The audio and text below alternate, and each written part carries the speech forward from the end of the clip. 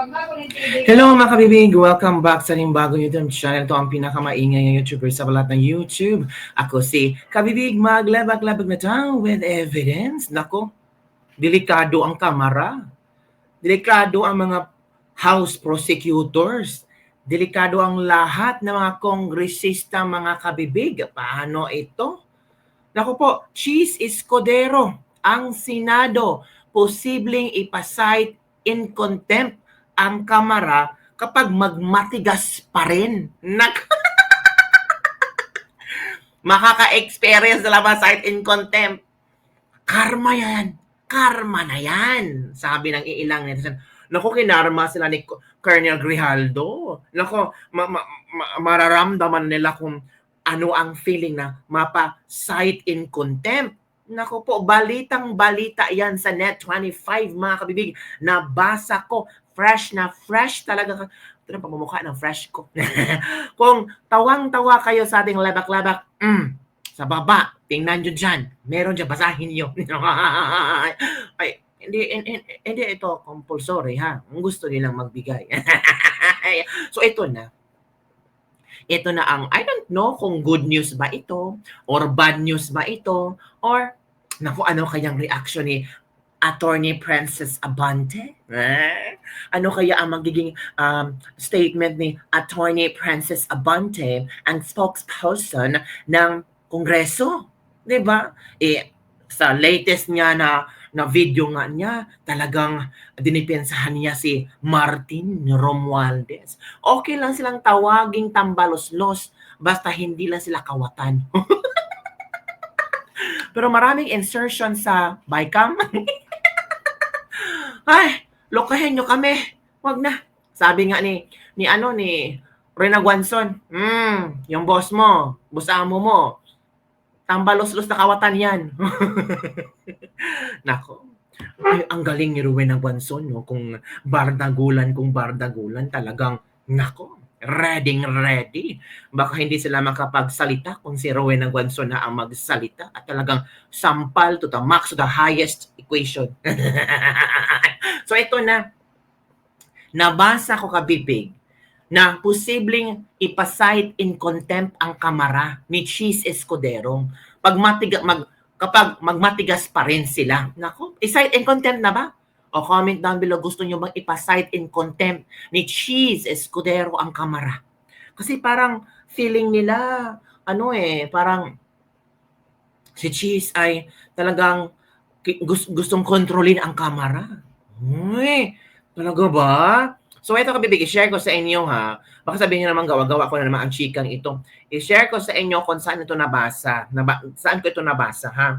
O, ito yun News 5 yan ha. Ito Kamara, posibleng ipasight in contempt ang Senate Impeachment Court kapag nagmatigas ayon sa spokesperson. Uy, may spokesperson pala ang Kamara. Lakihan natin. Kita nyo yan ha. Hindi ko yan gawa-gawa. Baka sabihin nyo naman, naku, chika-chika na naman si Kabibig. Tumahimik ka, nabasa ko yan. Nag-research ako. Hindi ako tanga. Nag-aral ako. At hindi ako putak ng putak na hindi nag-research. Kaya talaga, huwag kang ganon. Baka masumplang tayo ni Jinggoy Estrada. Basahin natin Kabibig ha. Basahin ko na ha. Sige, stop sharing muna ako. May posibilidad na ipasight in contempt ng Senate Impeachment Court ang Kamara kapag nagmatigas at hindi tumugon sa mga hinihinging resolusyon kaugnay sa impeachment case laban kay VP Sara Duterte. Ay, i-cite nyo na. I-cite nyo na. Wag naman po. Bigyan natin sila ng chance to execute kung anong mga hinihinging resolusyon ng Senate Impeachment Court. Ayon kay Attorney Reginald Tunggol, tagapagsalita ng Senate Impeachment Court, nakasaad sa Rule 7 ng Impeachment Rules na may kapangyarihan ang presiding officer o ang korte na motu proprio para ipasight for contempt ang sinuman. Kahit sino man sa mga House prosecutors. Hala, sino ba yun? Sino ba mga House prosecutors? Si Chua. Oh, si Jinky Luistro. Oy. O, silang lahat. Ito pa, paliwanag ni Tunggol. Ang sino man na hindi igagalang ang impeachment court ay maaaring makontempt ng korte o kung imomosyon ng opposing parties na defense o prosecution panel. Nako, pwede palang mag-request na VP Sara na i-cite in contempt na yan kasi hindi sila nagmamatigas sila. Kung may mga motion for contempt, ay tiyak na isa ito sa mga tatalakayin ng impeachment court. Nako, tataas na naman. Ay, grabe. Tandaan ko talaga. Yung impeachment ni Sara, basura talaga yan. Okay. Oo. To. Gayunman, iginiit itong goal na magiging huling paraan lamang na impeachment court ang magpapapakontempt dahil hindi mahigpit si Senate President at impeachment court presiding officer Cheese Escudero sa pag-apply ng probisyon ng impeachment rules at pagtalakay ng impeachment sa publiko. Pero we don't know. Kasi si Cheese, punong-puno na yan sa Kongreso eh. 'Di ba? Ang daming mga ek-ek, bulek-klek na mga kongresista diyan, nagpapa-interview ng ganito, na ganyan. Oh, kung mapuno ang pasensya ni Cheese, baka itong rule number 7 ng impeachment, rule 7 na impeachment rules. Rule 7 na impeachment rules ay kayang gagamitin. Ako, paano yan kung makontempt kayo? Mapapansin din na hindi mahigpit sa pagpapatupad ng Rule 18 na tumutukoy sa gang order o lahat ng mga senator, judges, prosecutors at lawyers hindi na dapat nagsalita tungkol sa merits ng kaso. So medyo relax pa si Cheese Escudero ngayon, 'di ba? Nako, kung mangyayari 'yan, ano kayang reaction no? Nako po. Alam niyo naman ang mga ang mga tawag natin, ang mga senador, oo. Naku, baka ayon kay Attorney Reginald Tongolyaha, spokesperson ng Senate Impeachment Court yan, na nakasaad sa Rule 7 ng impeachment rules na may kapangyarihan si Cheese Escudero o ang korte ng motu proprio para ipasite in contempt ang sino man sa kamara. Naku, paano na yan? Nagkagulo-gulo na. Paano na yan, di ba? Well, heto naman si Jinky Luestro. Sabi niya, impeachment trial, tuloy na. Sige, pakinggan natin si Madam Jinky Luestro sa kanyang confident na sinasabi na impeachment trial ay tuloy na. Tuloy na nga, pero kailangan yung hinihingi ng Kongreso ay inyong gagampanan. Or hindi, cite in contempt. Ito na. Yung tayo. Ay, hindi pa nakamute.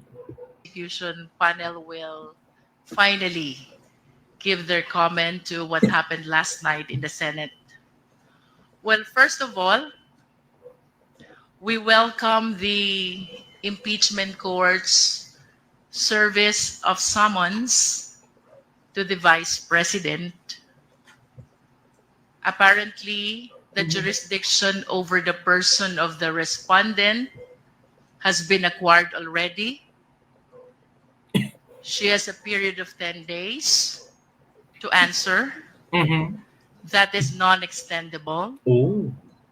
And we hope that all issues which are being raised in the impeachment court will be tackled as well in the answer of the Vice President.